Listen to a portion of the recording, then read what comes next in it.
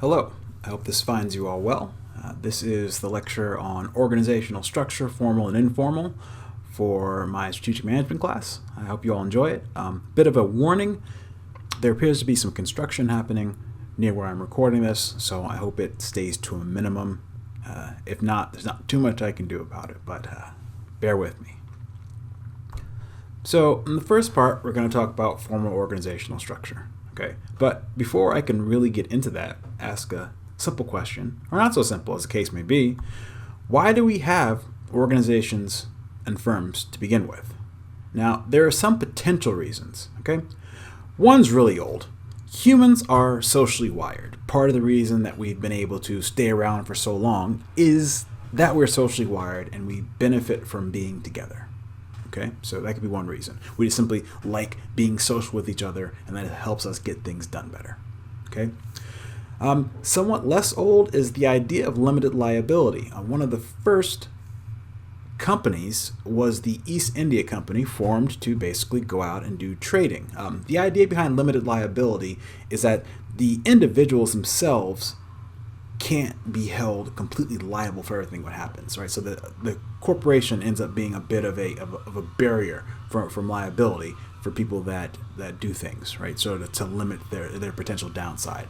Basically, with an organization, it can never be liable for more than the cost of the organization. Okay. Then there's something less old: transaction cost economics.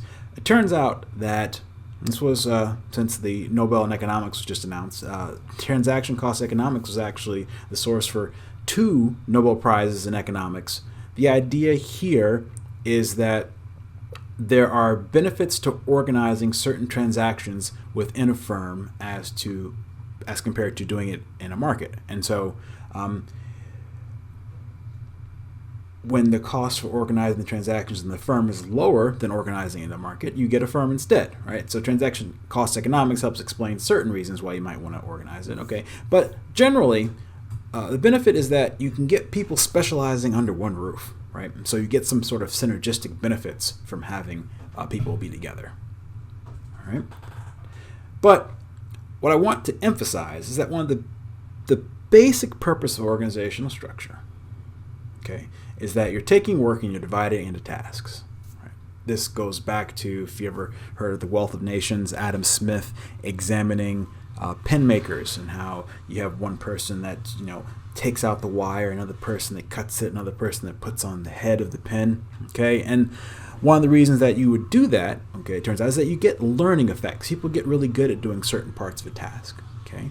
But if you divide it, you can also potentially get scale economies from being able to parse out certain parts of the tasks. All right, so that's one reason why you have firms, the basic purpose behind organizational structure. But then the other thing that organizational structure has to do is that it has to make sure that all of the tasks, once they're finished, are put back together into a coherent whole. All right, and sometimes you run into problems with that. One, it can be hard to collect all those tasks back after they've been done. But you can also have problems with integration, actually getting all those tasks to go back together. Right? These are things that organizations have problems with, and they take different structural forms to make sure that all these things can actually happen. Right? But it doesn't help to think about this in abstract. Let's think about a concrete example. All right? So let's say that this whole professor thing is not really working out for me. So I'm going to open up a coffee shop. Now, I know maybe opening up a coffee shop it's not the best business, given the time, but let's think about it. Is this a business I should get into? Let's think about it both at the industry level and the firm level, because you guys have gotten all the tools you need to do that. All right. So the frameworks that we've used so far that might be useful, all right, are these. Let's focus on these first 3: Porter's, RBV, and value chain. Okay. If you think about it from an industry standpoint, maybe it's a little bit rough, but let's talk it through, right? Buyer power, you got low switching costs, that's a problem. Supplier power, that's actually on our side for opening up this business. There's lots of suppliers, large supply, so no real problems there. Threat of substitutes, okay. Huge threat of substitutes if you're opening up a coffee shop, right? Fast food restaurants, casual food restaurants, vending machines make coffee, all right?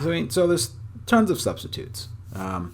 Threat of new entrants, well, it's not expensive to set up, right? So there's fairly low barrier to entry to set up, right? And it's not expensive to operate and supply, right? It's pretty easy to get coffee beans, pretty easy to get water, to get the machines to make espresso, okay? But it can be hard to gain notoriety. It's hard to become known to be a place that you want to go to.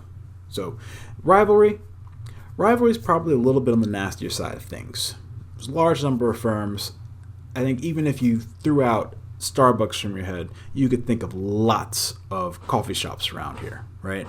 I am in Cambridge, up the road from, I'm in walking distance of 5 coffee shops that are not national chains. So large number of firms. So, competition will be kind of tight. And then the question is how can you get profits different from the average? Well, then you have to think about unique things that you could potentially do, right? What's something rare? Could you maybe source a unique bean, a single origin bean that no one else has access to? Okay. In previous classes, one student suggested, maybe try putting CBD into some of the tea, right? So you can market a new product that's rare, maybe difficult to imitate. These are things you can potentially do to try to make your profits different from the average. Okay. Then there's the value chain. That's something that's always important to consider. One, it helps you see places in which you may be able to develop capabilities that can be a source of competitive advantage. Right?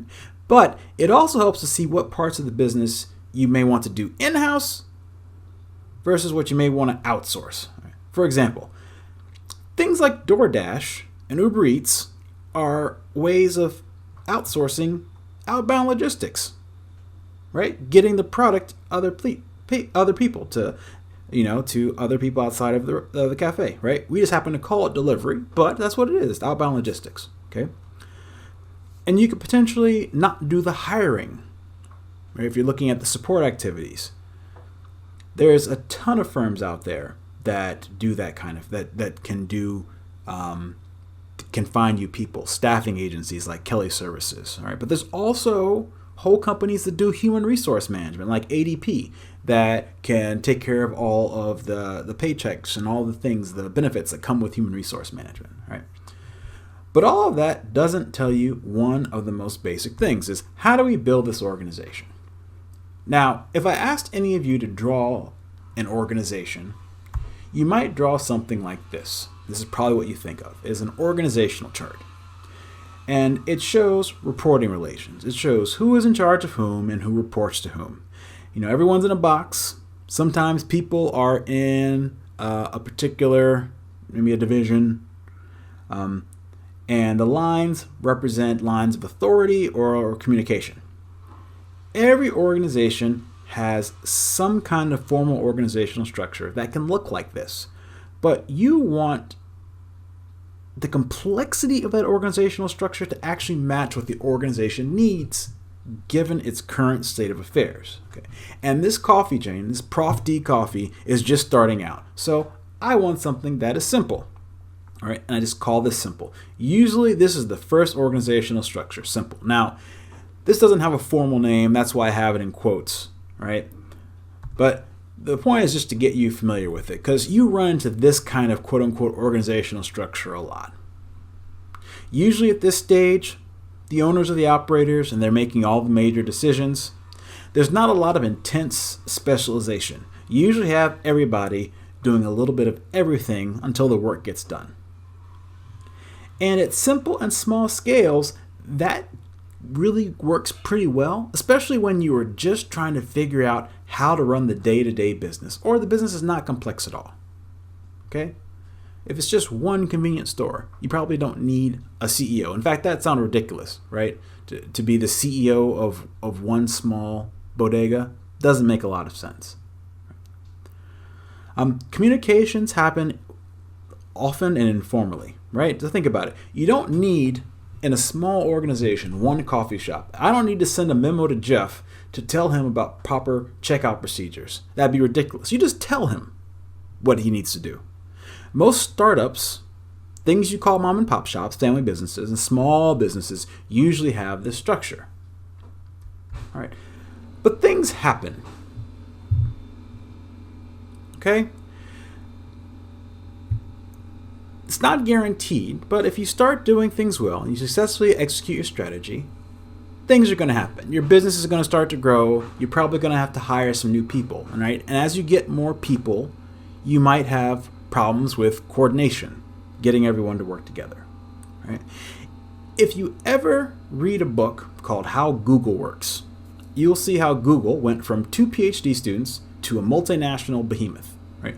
And one of the things they note is that all organizational structures are provisional guesses based on what makes sense to the organization at the time. Okay?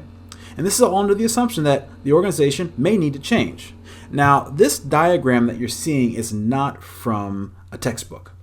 This is what I think happens in organizations based on things I've read, things I've studied, talking to people. Okay, and this is sort of how I think the evolution of organizational structure goes. Now, if you can ever figure out the best way to design an organization, like always do it, figure out the ideal way, everything that's going to make the organization function perfectly, and you can verify that with evidence that it's the best way to structure an organization, okay, companies will literally dump consulting money on you for the rest of your life. I'm just putting that out there. But the basic question still stands is, why would you change a structure? Why would you change from simple to something else? Right? And that's when the growing tensions make it worthwhile. There could be a change in strategy. There could be new work processes. There could just be more people. There could be things in the environment that require you to make changes. Or it may simply be growing. My coffee shop is so popular that I have, in this scenario, I've opened up a few locations. Okay, so I've gotten 16 locations. Right? And then because I'm something of a MacGyver, I like trying to figure things out. I figure out a new method for roasting coffee beans, and somehow I've gained access to a single origin source of beans that almost no one else knows about. So soon enough, I have somehow been able to spread my reach beyond Massachusetts, and I've opened stores throughout all New England, and I am moving into New Jersey and Pennsylvania. Okay? Well, I'm having growth, and I've hired more people, and so I need to coordinate better. I can't just tell people what to do because I can't be in all these coffee shops at once, right? I need more managers. Okay? And I'm generating more cash. It might be nice to have someone doing finance, and I'm trying to get, my name out there more. Maybe I need someone to focus on advertising. So focusing on marketing. So what do I do next? All right. Well, if you familiar with this, you've done the reading, the next thing is functional. Okay? This is the most basic kind of organization, that has a sort of a distinct name. And you have departments that are doing a single function. Once they get out of the startup stage, almost all organizations will start looking like this. Okay? An example, UMB faculty, we have departments like management and accounting and finance with chairs, and those chairs report to the senior associate dean who reports to the dean. Right? It has sort of the feel of functional. It may not quite be like it, but it gives you at least a perspective for understanding what it looks like. Right? This form of organization is very, very good at executing generic business strategies on a small scale. Right? And again, it's organized by activity, typically by a function or a work process. Right? So you get people that work in marketing, people that work in finance, people that work in human resources. Right? It's really good for stable environments, things where things aren't changing very much. The technology is simple and routine. Okay, you got a simple strategy. You don't have a lot of products. Okay, and it's important that you're obviously too big to be a simple organization. All right, but you're not huge. What are the pros here? Well, it's a more efficient way to do things, okay? You can build sort of colleagueship when you're a specialist, right? You can get to know the other people in marketing, right? And you can get some benefits of economies of scale by function, right? Because it's easy to produce a few more additional units if people have been specialized in their particular area, right? But there are challenges, okay? One is that you get poor, what I call poor inter-unit coordination. Okay, so between functional layouts, people don't tend to know as much. I got this stuff in the background. I hope you guys can still hear me. And it can only grow so big, right? Because then it starts to become very difficult to run, right? But the biggest problem, beyond sort of coordinating between divisions and the problem that it gets too hard to run, is that you get something called silos. All right? When you get people organized functionally, people tend to get really focused on both the people and the function in their one area, and you start to lose some of the benefits of having organization in the first place, which is to have people co-located so they can work together and exchange ideas. Okay? But, so you get an idea of what this kind of looks like. Okay? This is an example of a company that is almost certainly functional. All right, at best it's functional. Maybe it's still simple, but it's nothing beyond functional. This is Casper. You've probably heard of them. They make mattresses, right? The thing that gives it away as being functional is the titles: Chief Executive Officer, Chief Commercial Officer, Chief Financial Officer, Chief Strategy Officer, Chief People Officer. Okay, you have people that are in charge of functional areas, like operating or finance, okay? But you don't have people in charge of like geographic areas. Like no one's a VP of North America here, or VP of like home and body, right? You don't have those in charge of products. When you have that, then you're moving out of the functional realm, all right? And let's talk about that in terms of my coffee business, all right? So, Prof D Coffee reorganized to a functional area such that I could deal with, I could focus on managing people, and I could have people that are focused on finance, people that are focused on marketing, people that are focused on human resources, hiring really cool baristas, that are, really drive in more traffic, and all that stuff, all right? But it kept being popular, kept being more and more popular, and so some new stuff happened, right? So as we expanded, we started to launch some new businesses because we already have some of the supply chain to do it. We were selling some food, right? So we started just to go beyond it, right? Because if you're already doing food in the coffee shop, it's relatively easy to create a sandwich shop and just focus on sandwiches because everyone loves sandwiches, right? It's an easy way to expand. It gives us another avenue for growth, okay? And because we think it's similar enough, and we already have sort of the organizational infrastructure that can make us successful in this, we start to organize a bespoke tea company, right? And look at all this sort of fancy tea we got going on up here, right? Okay, now at this point, if these start being successful, a functional structure can start to be problematic, right? Because while these lines of business are related, okay, they can very quickly start to have specifics that require people to focus more specifically on them, right? They start to have different pressures, right? When you open up a sandwich shop, it's similar to being in a coffee shop business, but it's not quite the same. You have different pressures, different commodity pressures. You have to think more expansively about the kinds of sandwiches you're going to offer, right? How is the keto craze going to affect you? Are you going to start offering keto sandwiches, right? There's some things that you have to think about uniquely. All right. So when that happens, you move to the next organizational form. All right. That's the divisional structure. Okay. Here, what you want to note here is that it's more common for larger organizations. All right. They're organized by output. All right. The service or the product provided. Right. That's why you have a VP of breakfast foods and a VP of aerospace. Okay. Or they're organized by like user, by area, right? So this is where you get something like maybe you get a VP of North America, a VP of South America, a VP of Asia. When you see things like that, that's how you know that you're dealing with a divisional organization. Okay?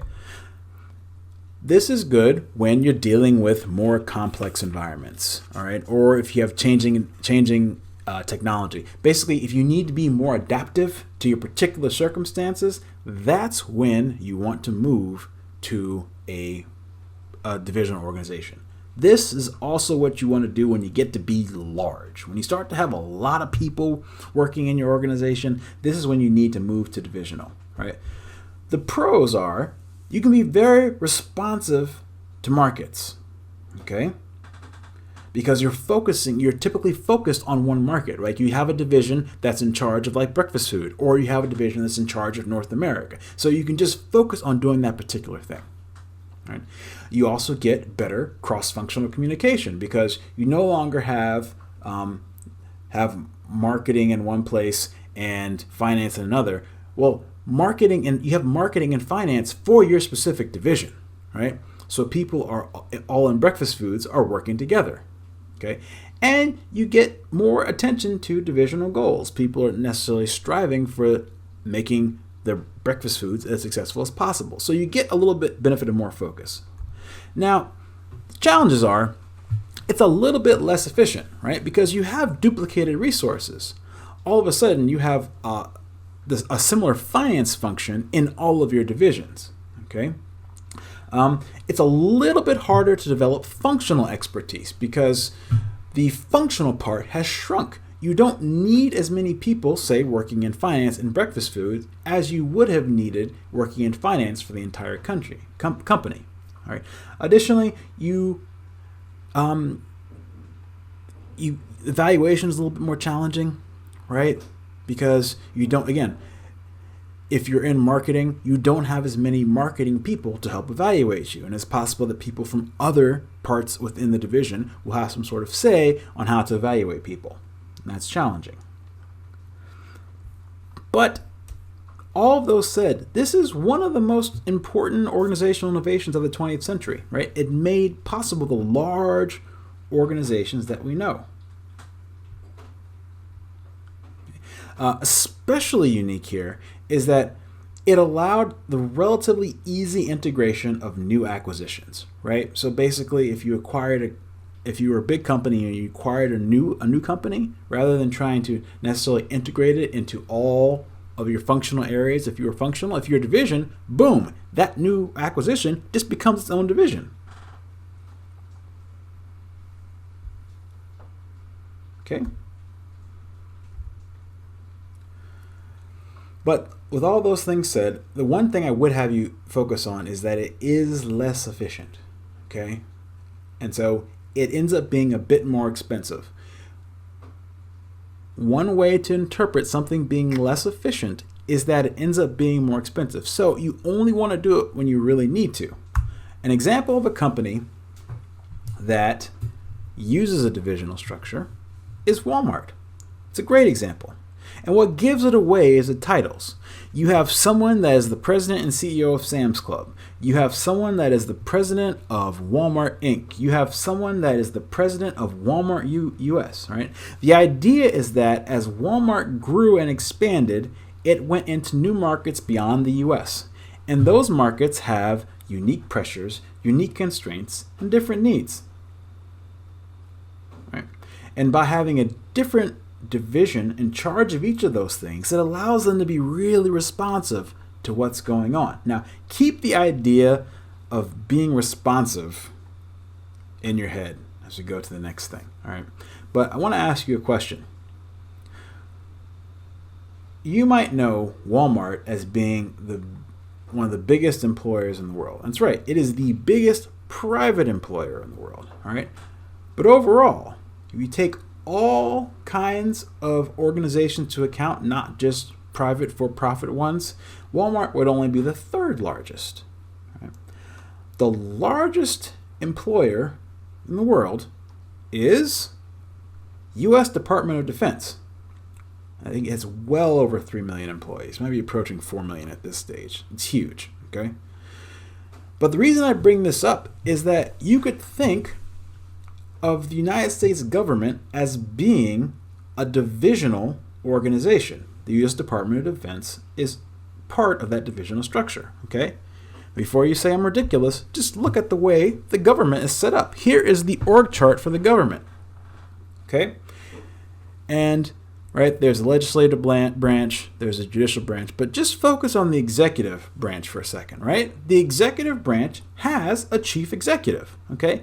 And then under the chief executive, there are a bunch of divisions, right? You've got defense, education, energy, health and human services. We've heard about that one a lot recently for obvious reasons, okay?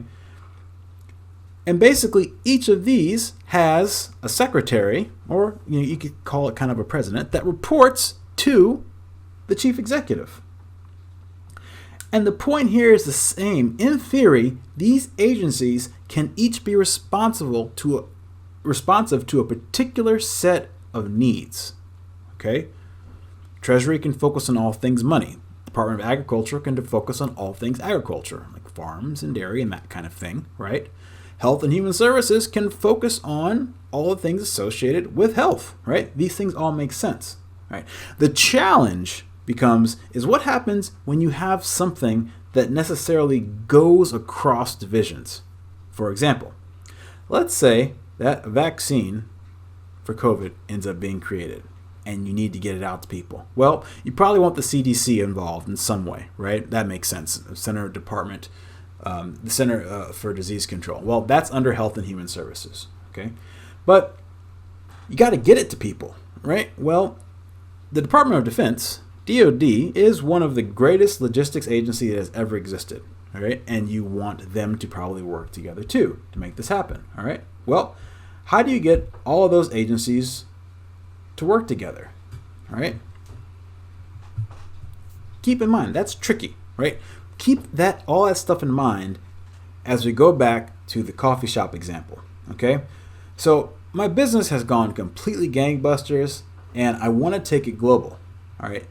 Now, the challenge is the moment you want to expand to global markets, you actually have dual sets of pressures, right? So there's both beverages and food, different kinds of beverages and food. I've got coffee, I've got tea, I've got a sandwich shop, right? So that's one set of pressures. But if I'm going abroad, I just got to put up the Professor Evil because I want world domination. If you're going to go abroad, you also have to deal with local tastes, right? People have different tastes for sandwiches, different tastes for coffee, different tastes for tea in different markets around the world, okay? So just like in the federal government, trying to coordinate across those different pressures, both the different products and the different tastes, is tricky in a divisional organization, okay? Now, in lieu of changing organizational structure altogether, there are some other tricks that organizations will try before they completely reorganize. Okay? And some of you may have heard of these, some of you may have not. But when there's a need for cross-functional or cross-divisional coordination, orgs will try to do that with project teams or task forces to try to manage that. Okay? Now, while it's not going particularly well by any measure, Vice President Mike Pence is in charge of a task force. It's called the White House Coronavirus Task Force. And it has people on it from Health and Human Services, Homeland Security, and Treasury, for example, noticing that the COVID-19 pandemic hits and causes problems in multiple areas. So you need a coordinated effort between the multiple divisions in the government that would be affected by it. Well, companies do this too. And if you work for a big company and you haven't been on a task force or a cross-functional team yet, believe me, it's coming, right? But sometimes that's simply not enough. And when that happens, there's only one move left. The matrix, okay? Under certain extreme circumstances, you may need to formalize certain lateral relations using a matrix form, okay? Departments can be organized by function, right? Function, like sales, manufacturing, and output, breakfast, and lending, and aerospace, in this case, all right? The advantages of this is that it allows for really quick decisions and flexibility, right? And it allows you to focus intensely on completing a particular project, all right? There are, however, numerous disadvantages, okay? role conflict, balance of power between function and product managers. Who's in charge, right? If you're this person and you're reporting to sales, right? So you are, say, the VP in charge of sales for breakfast, right? Well, if these people start having a conflict, the sales and the breakfast team, well, who do you pay more attention to, right? Your bosses, you have two bosses. They might not necessarily agree, which poses a problem for you. Okay?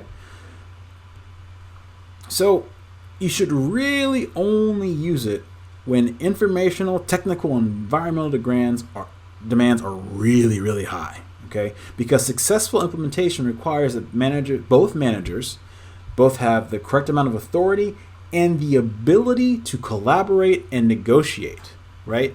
These people have to work together, right, in order to make sure that you have all the things that you need to do, if you're this person, in order to manage your sort of dual role here.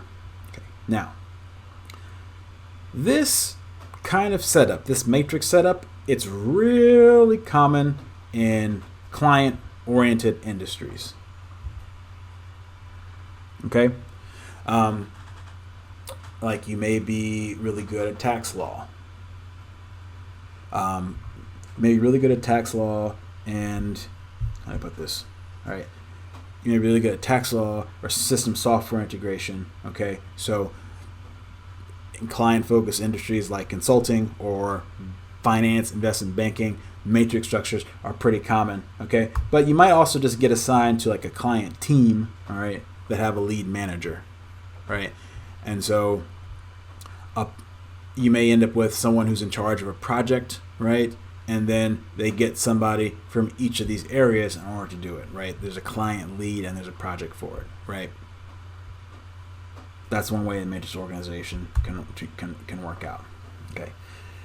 These tend to be extraordinarily complex businesses, all right? And you could almost think of it as being a mashup of the divisional and the functional structure, right? Because every divisional structure effectively has a functional hierarchy in it. Right. But they're difficult to run and they're expensive, and you should only use them when absolutely necessary. That's when you have lots of high environmental demands. For example, some of the biggest sprawling matrix organizations have been petroleum companies, which have really intense environmental demands. Okay, but you should only do it when you absolutely need to. Okay, so back to Prof D's coffee shop, right? But I'm really not going to run a coffee shop. I was basically using this to make a point about Starbucks. Right? Starbucks was one store in 1971, Seattle. If you ever go to Pike Place Market in Seattle, you can go see the first Starbucks. It's pretty cool. Howard Schultz started working for that company as they grew. And it became the Starbucks Corporation in 1987 with a merger/purchase with a company called Il Giorno. The company went public in 1992 with 165 stores. Usually when a company goes public, they are a functional organization. They've got a CFO, they got a COO, right? Someone that's in charge of all these different functional structures. You've grown quite a bit, so you can't be simple anymore. Okay, you need a bit more order and a bit more structure, so you become functional. All right.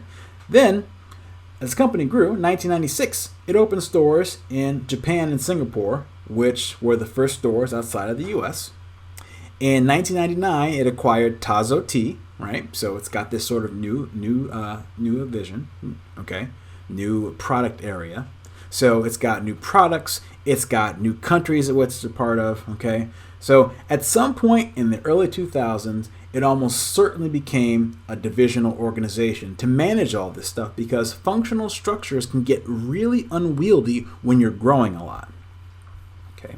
Then in 2008, Howard Schultz had left at some point in the 2000s, but he came back on as a CEO, and the company became a matrix organization, right, in which there became a geographic dimension to deal with the different areas in which Starbucks was operating, right, as well as a functional dimension to make sure that people could build up expertise in a certain area. So because they wanted people to be able to build up expertise in a functional area, but because they also had the demands of being in different markets, they had to become a matrix organization.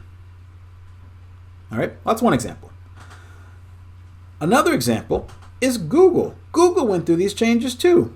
At one point, it was a simple company. Just keep in mind that at one point, it was literally just two guys, right? It was just Larry and Sergey, PhD students who had this idea, right? But then they had to get some more hires and they had to get a legitimate office space, okay? And they kept growing. And by the time a company's looking to go public and they need to bring in an outside CEO, in the case of tech companies, this happens a lot. They need to bring in what's called quote unquote adult supervision, right? So in this case, they brought in Eric Schmidt to be CEO, right? At that point, it's almost certainly a functional structure, right? But the problem with the functional structure is that you get silos, right? And people can have too many direct reports, right? That's the problem if you're growing a lot like Google was at the time. They had all these sort of new products, and they had these new people, and they had all these people with lots of direct reports. If you ever get a chance to read How Google Works, it's a great book because it explains how they dealt with this transition, because they transitioned from a functional organization to a divisional one. You all may have heard that it's called Alphabet now. That's what they did. They Google reorganized into a divisional company called Alphabet, of which the original search became a division. YouTube became a division. I think something called Google X was a division. Nest is a division. Waymo is a division. Okay, Google's a divisional company. Alphabet's a divisional company with all these different parts, which I think, and then this is Sundar Pichai. Sundar Pichai is the CEO of the search part of Google. Whether it would need to become a matrix organization, who knows, right? Lots remains to be seen with Google, but it was one of these companies that went through this evolution. Okay, now there's something in particular I want you to note here. Right? Some of you may have noticed this, but the blue arrow stands for successful strategy execution. Part of what happens in executing a strategy is that you figure out ways to do things even well.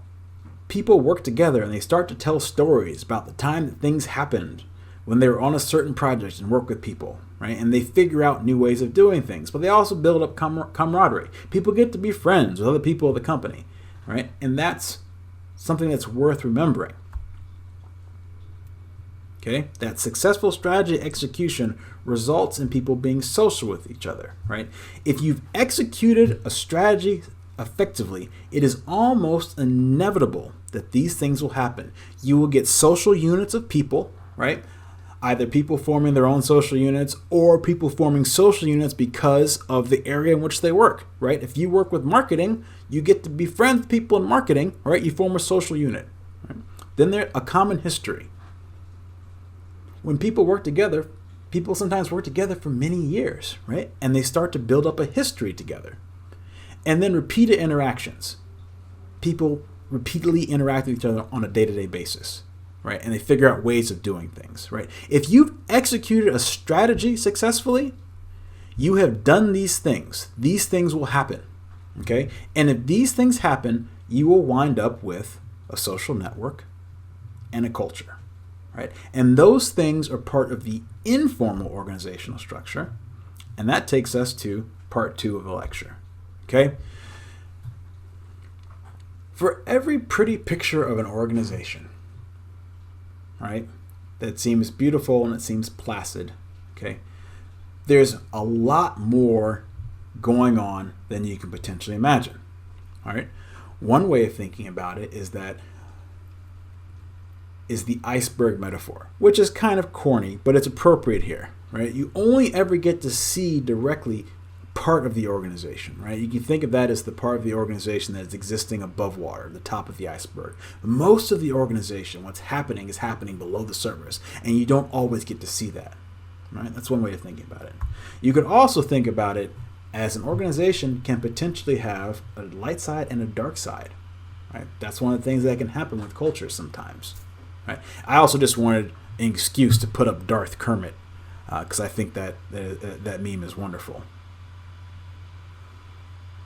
But here's the point, is that when we're asked to draw an organization, we draw something that looks like this, these lines of reporting, okay? Lines of authority and communication between people, all right?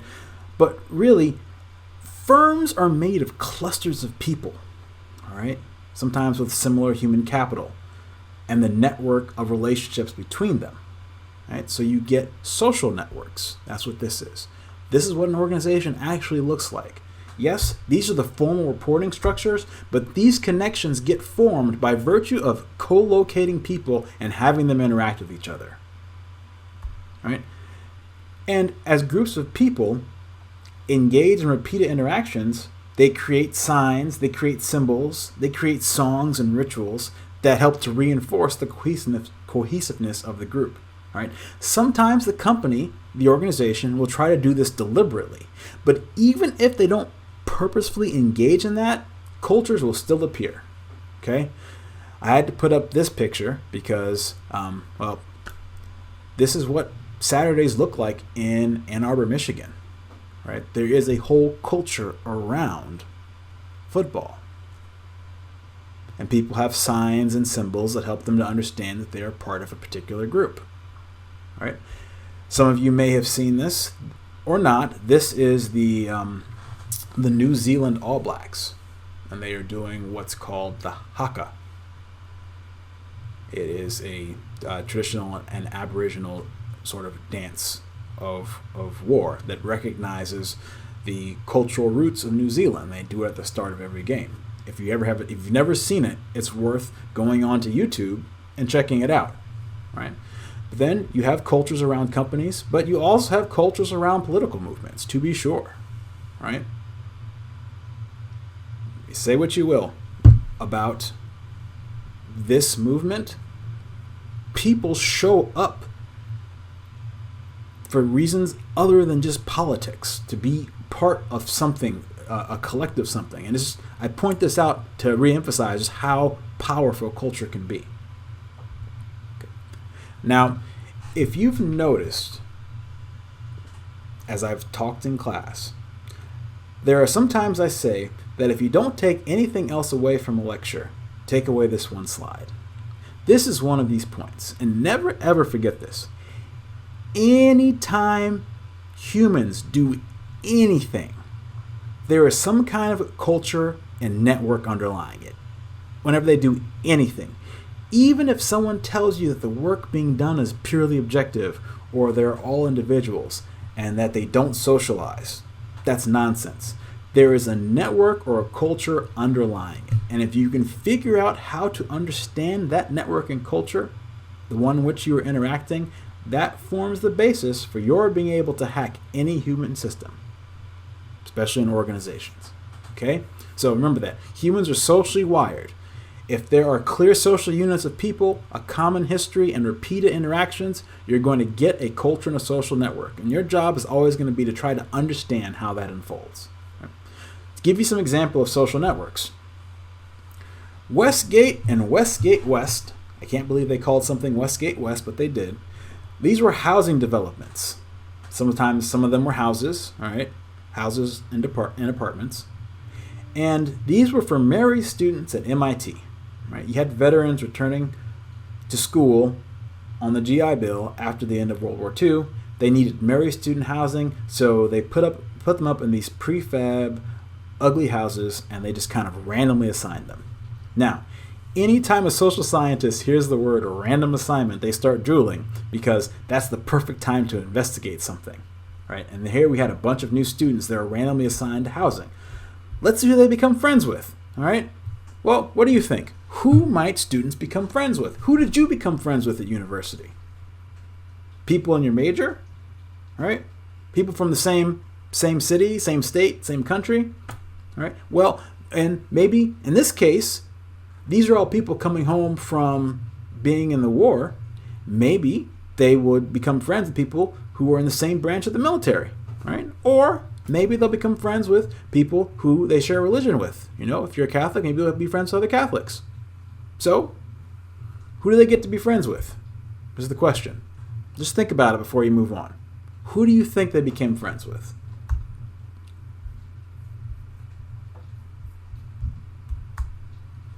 Well, all of the closest friends were people next door or one door down. All those other things that I mentioned didn't matter, right? Who were you physically closest to? Those are the people you became friends with, all right? Well, who became the most popular? Out of all these people, who became the community leaders? Who do you think? Okay, well, turns out that the people that became the most popular were the people that lived in the house by the dumpster or the apartment next to the stairs, because everybody had to go past them. They became the community leaders because they always heard the gossip first and got to pass it on.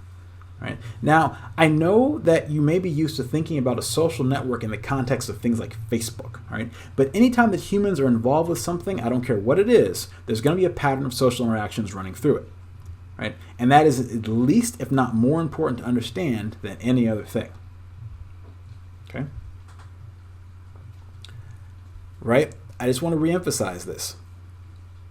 Most friends lived next door, and no one lived more than 4 doors down. Okay? So who they were closest to formed the basis of those connections. That happens in living situations. That can also happen in work. So it's not so much necessarily about similarities. It's about who are you in proximity to. All right? Here's another one. This is my favorite. Think about what this is.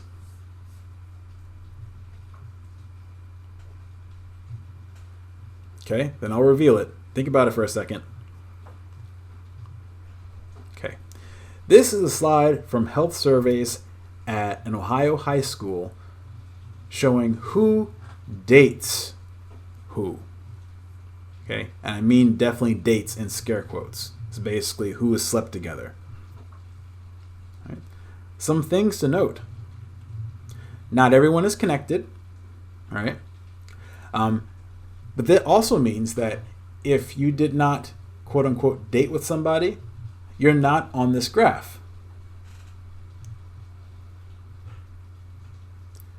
All right, if you didn't have a connection with somebody on this chart, then you're not on here. Okay, so that might be an explanation for why it shows mostly heterosexual connections. Now, there are a couple of examples of non-heterosexual connections. You got one right here. Okay, it's only a couple. All right, but this is interesting. What do you see when you look at this network? All right, well, what I see is it looks just like the lunchroom. All right, you probably have the football players in one section, right, and you might have the band kids in another section, right? Look at this dude. All right. I'm guessing he's probably an athlete, right? Look at him. Look at all those connections. All right, this is probably some sort of athletic cluster. Okay. All right, well, what could you use this data for?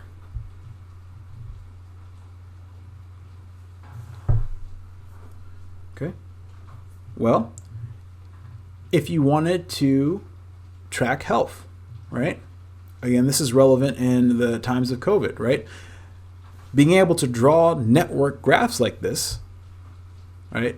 Helping to understand what people's connections are. This is how you do things like contract tracing, right? Network diagrams are very, very important to public health officials.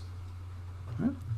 Or let's say you wanted to find a mediator, someone who gets along well with different groups, right? Well, you want to look at people who are important to the whole network, right?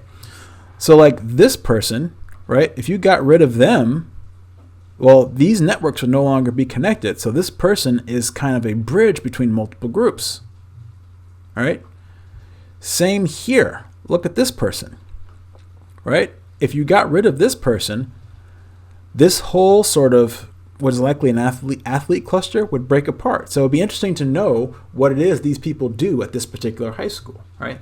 But this kind of thing is important in understanding just what the various social connections are across a given population. Another way that you can look at a social network, all right? Any idea what this is? Well, this is spaces in a building. That can also count as a network, right? This is a heat map. Basically, my advisor from graduate school did this. They had people wear these little tags, right, as they moved around an office, and they could generate heat maps of where people go to congregate, right? So this spot's really red, which means there's a lot of people that were here, okay? Why? It's the water cooler, okay? Lots of people congregate near the water cooler. Something to note, all these spaces along the edges here, well, these are offices, okay? Something to note here, this office is warmer than the others. Willing to bet whoever has this office ends up getting lots of traffic, people coming to the water cooler. Okay. Now, why do I bring up social networks? Okay. Now, I don't know if any of you have heard this, all right? But one of the reasons that some people have put forth that Boston streets make no sense is that they are paved over cow paths. Right? Thinking that, well, if the cows found a way to go from place to place, that should be good enough for us. Let's just pave over those and make them streets. Now, it's an apocryphal story. Okay? But it applies to thinking about organizations. Informal structures are cow paths. The social networks, those are cow paths. They just kind of get formed between people. And sometimes they form the basis for eventual promotions in formal structures. All right? So when the cow paths get paved over, you end up with the formal roads of the organization. So you want to make sure that you know where they are so you can be well situated when that happens. Okay? But beyond them being the basis for future promotions, they can also be the basis for exercising, what's the word I'm looking for? Influence within the organization. Right? By actively placing yourself in a position to be a connection between otherwise unconnected divisions, right?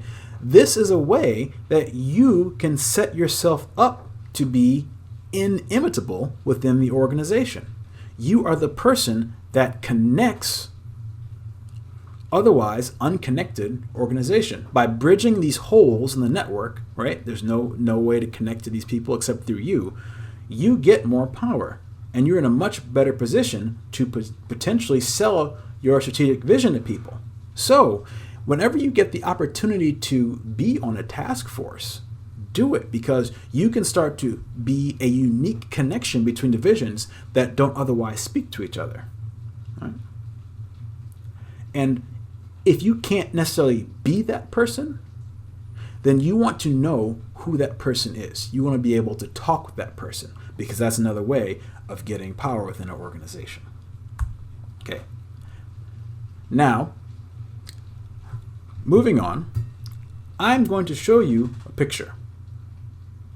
Okay? And after I show it to you, I want to note how you feel. I want you to note how you feel about it. Okay. Now, some of you just had a visceral reaction. Some of you may have even audibly said the word boo. Okay? And you just had it to a simple logo, simply because it had something to do with the Yankees and the Mets. All right? I want to try another experiment. All right? I want you to say the first thing that comes to your mind. Sweet Caroline. Some of you just said this, and then you said this. Okay? These are examples of cultures. Okay? There is a culture in Boston that's unique to Boston, and some of it centers around things like sports. All right? And even if you don't know the origin behind why people go Sweet Caroline and then say ba ba ba, you knew to do it. All right? because that's what a culture is, right? It's a taken for granted behavioral expectations and commonly shared beliefs, okay? It's what you expect people to do and to value, all right? But more explicitly, it's a shortcut for how to act, right? Even if you don't necessarily know the reason behind doing something, culture can help you know how to act in a given situation, even if you haven't been told explicitly what to do, right? And in an organization in particular, you might want to think of it as the residue of repeated success and sufficiency, right? If something is good enough and it seems to have a benefit, especially in an organization, people will keep doing it. And keep doing it to the point where no one even remembers why they initially did something that way. I'm sure you have things like this in your family. And someone asks you, why do you do it? And you're like, I don't know. That's the way my mom has done it. And so that's the way I do it now. You don't know why you do it, but it seems to work and it's sufficient. It's good enough. And so things like that can help something become part of the culture. Now, there's different levels of culture. Okay? First level is the outward view. Readily observable, but sometimes can be hard to interpret. It helps you understand what the feel of the place is. All right? You look at the things that you can see, the cultural artifacts, what a company does, how people are dressed, and it can give you a sense of what's going on, right? So look at this first picture, right? What do you see? You see wacky chairs, you see bright colors, you see people talking. What is this place? Is it a workplace? Is it a lounge? What is going on? All right. Some of you have almost certainly figured out that this is one of Google's spaces, right? They're trying to show that they are not a traditional company by having these kinds of spaces for people, all right? And then there's this one, right? Well, you can kind of gather these people work on planes, right? They're a little bit wacky, right? Tell them that they're doing the rock on cymbals. This person's got a guitar, right? Southwest, right? They're telling you that they're a little bit more of a fun airline. And they are if you've ever flown Southwest. They feel like they're fun. Okay. So you can get some idea of what a company might be about, or an organization might be about based on these symbols, all right? But that's not everything, right? So then you try to get at level 2, all right, which is the values and beliefs, what they think about themselves, what they intend for themselves, okay? And this is often found in the mission or vision statements, all right? But a mission and vision statement is not synonymous with culture. You kind of have to think about what you see, what are the signs and symbols, what the places look like, as compared to what they say they believe in, right? And so you get some statements about what people believe in. One company said these things: you need these aberrant geniuses because they're the ones that drive, in most cases, the product excellence, all right? This company also said, we are focused on providing an environment where talented, hardworking people are rewarded for their contributions. All right, this gives you a sense that they reward hard work, but they want weird talent at this place. All right, some things to keep in mind. One company said all these first 3 things. All right, just keep them in mind. Then we have another organization. We are willing to suffer some damage even to our stock price to protect the jobs of our people. Our people are our single greatest strength and most enduring long-term competitive advantage. Right? Even if you know nothing else, you know that this company really values its people. Right? And they'll take a hit on things like stock price to make sure their people stick around. That's what they say they do. Right? So then the question becomes putting these together. All right? What you see and feel about a company and what they say they believe in, if you look at them together, it can tell you some of the underlying assumptions of the company, right? So that's the thing that's beneath the water. That's the part of the iceberg you can't see, right? And it gives you an idea of what the underlying DNA of the company is, all right? Well, why am I making such a big deal about this? Right? It's for the same reason that last time, without even prompting, I knew that some of you would sing along to Sweet Caroline. Right? Is that culture can manage people, right? It internalizes desired behaviors. When people internalize things, you don't need to watch them as much, right? and it allows for smoother communication. All right? And when you have a strong culture, it puts those core values on display.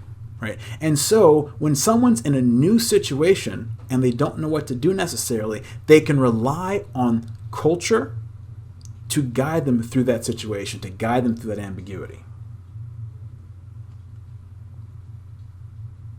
Okay? A couple of things here to note. All right? First of all, this is kind of the good side of culture, right? So, ultimate frisbee, people have internalized the rules. There are often not referees for ultimate frisbee. People have internalized the rules so they can just play. Okay? Also, people have internalized the value of giving when you go to a museum. Okay? You just kind of end up doing it. That's one way of looking at it. All right? Then the negative way is the panopticon. Okay? If you ever read Jeremy Bentham, it's the idea of an ideal jail. Okay?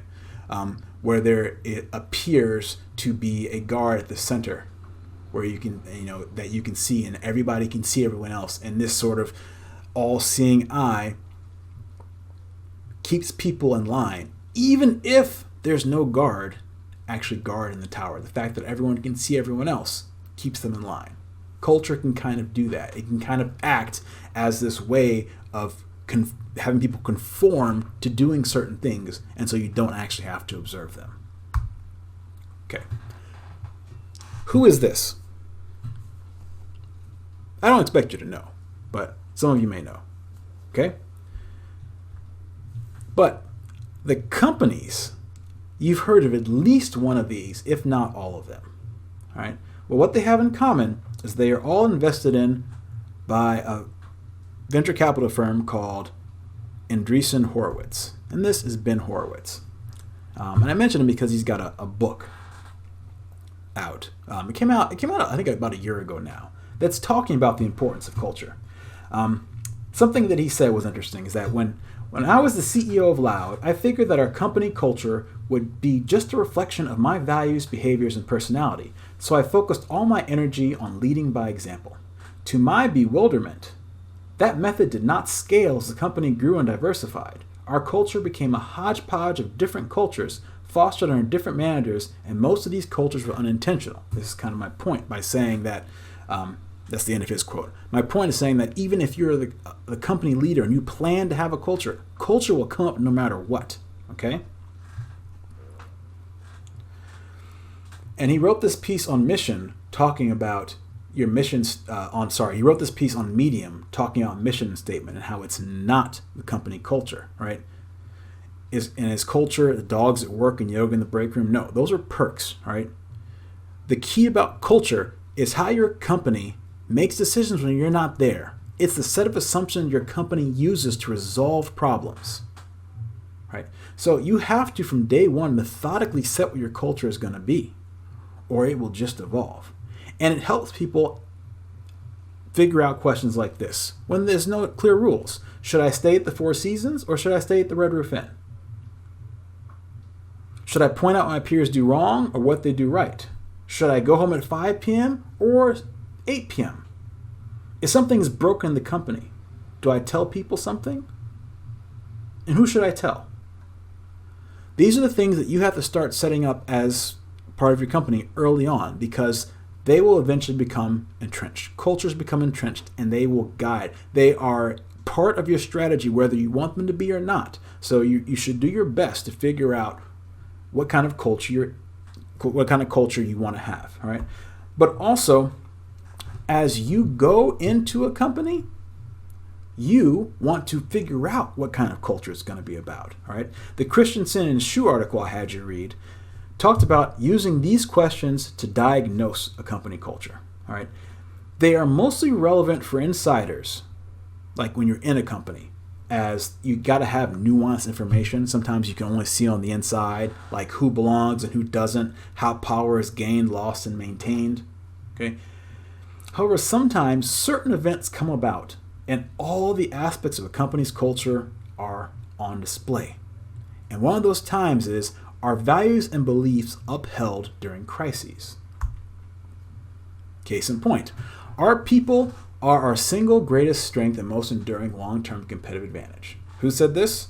All right, CEO of Southwest Airlines. Why is this important? Well,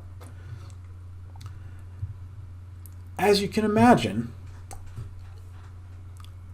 the airline industry took a massive hit after 9/11.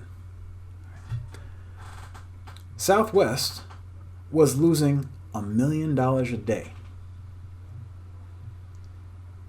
because it decided that it was going to keep people on the payroll. It would refuse to lay people off, right? There's where this other quote comes from. We are willing to suffer some damage even to our stock price to protect the jobs of our people. And they did just that. All right?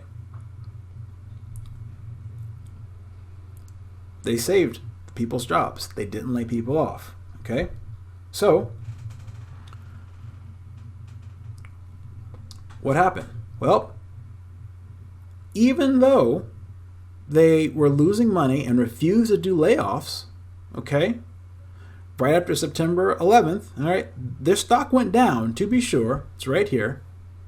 Okay? It took a hit. But it didn't take as much of a hit, right, as other airlines. They kept people on, which means that they didn't lose some of their company's culture, because when you get rid of people, you can lose some parts of your culture. So they didn't lose that. They didn't lose certain know-how, right? And so as a result, they benefit from it, right? Their stock price recovery in the years after 9/11 was much better than the entire rest of the industry as a result, right? So strong cultures like the one at Southwest, where it's a little bit wacky, you go into a plane, they tell jokes, right? Everyone's dedicated. They seem to love working there. That can pay off, all right? But to what extent are you willing to stick to those values and beliefs? Well, as I mentioned before, you want to examine what you see and feel about a company and how that compares to their values and beliefs. And that can tell you what they actually value and if there's something underlying at the company that may be problematic. So, remember what I said before? Okay? What does a company do in a crisis? Especially one that it may have caused. So check this out. You need these aberrant geniuses because they're the ones that drive, in most cases, the product excellence. Well, this was said by this fellow. This is Eric Schmidt, CEO of Google. Former CEO of Google. He's no longer the CEO, but he was at one time. And he talked about the need of these aberrant geniuses. All right, well, let's talk about one of those aberrant geniuses, shall we? This is Andy Rubin. He was the creator of the Android operating system, and he used to work at Google. Well, he had several sexual misconduct claims laid against him, one of which saying that he coerced an employee to perform oral sex on him in a hotel room. Well, after enough complaints, Google tried to somewhat quietly shove Andy out the door, but they gave him $90 million for his trouble. Now, remember what I said about the difference between a company's stated values and its actions, right? So, the level 2, stated values and beliefs, and then what you actually see the company do at level 1. Okay? Well, there's a conflict there. And here we have this idea of needing aberrant geniuses, but also trying to focus on creating an environment where talented, hardworking people are rewarded for their contributions. All right? Well, those two ideas really butted heads, right? And what happened was the Google walkout. This is in direct response to this conflict, right? Of Google saying one thing and doing something else and having those parts, those values, those parts of its culture conflict. In this picture, you see Cathay Bai. She's one of the organizers of the Google walkout.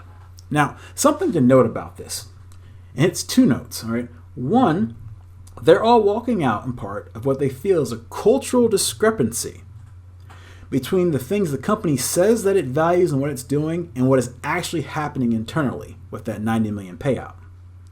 Also, tons and tons and tons of people who worked at Google did this, okay? And it was almost certainly not conducted along the lines of the formal organization. You didn't necessarily have managers being like, you need to walk out or don't walk out, okay? This almost certainly played out along the social ties. The informal organization is how this Google walkout was organized. Now, this has resulted in some cultural change at Google, but it remains to be seen if it was enough or even sufficient. Because while I think Sundar Pichai announced, let me make sure I'm getting the right person. It is Sundar Pichai, right? Sundar Pichai. Yes. Has announced some changes. Some of the organizers of the walkout were retaliated against, and some of those were even longtime Google executives. So Google still has a way to go. But this is just an example of what happens when what you say your values are as a culture and organization conflict with what people actually see. Okay. Now, there are downsides to strong cultures.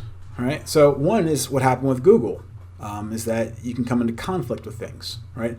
But they can also be, they're also difficult to maintain. This is why I said before they're VRIO, right? They're valuable, rare, and inimitable, right? They're very difficult to make, right? Which is why they can be a source of competitive advantage, right? But they require upkeep. They require you constantly adhering to those things that you say are a valuable part of your culture, right? But they can also be difficult when the environment changes, okay? Especially when two companies merge. So back in the financial crisis, a lot of financial firms sort of got together in order to, to survive. And one of the mergers that happened was between Merrill Lynch and B of A. Okay, even 5 years after the B of A acquisition, Merrill Lynch employees still call themselves Merrill Lynch because they were proud of being part of Merrill Lynch. The brokers at Merrill Lynch have classically referred to themselves as the Thundering Herd. And the Thundering Herd didn't want to be part of what they call the Walmart of banking. Okay. When Procter & Gamble purchased Gillette, there was a clash between a company that was sales and marketing focused, P&G, and another one that was R&D focused with a strict hierarchy. Okay. So certain people at Gillette didn't like the merger because they didn't think that Procter & Gamble cared as much about research and development, right? I mean, Gillette's always coming up with new razor blades, right? That culture didn't necessarily exist at Procter & Gamble. So sometimes companies merge and it simply doesn't really work out well in the end because of cultural conflicts. All right. Key takeaways. Formal structure reflects strategy and will need to adapt as the company simply exists, okay? That's basically saying that as the company exists and evolves and changes, the formal structure has to keep up with it. Remember, organizational structure is a provisional guess, and it needs to be updated as the needs of the organization change or as the strategy changes, okay? Informal structure of network can be the way that things actually get done in an organization. Those cow paths can be paved over and become the paths which reporting structures actually get created, but it can be the path along which information actually flows, right? And culture can be a powerful tool, right? It helps people to know what to do in ambiguous situations, and it can work even when the manager's not around, all right? The downside is that it can be very difficult to change, right? So companies need to be deliberate about how they do things, okay? And that's it. Thank you very much for taking the time to listen to me. And I hope this was interesting. And if you have any questions, please reach out. Take care.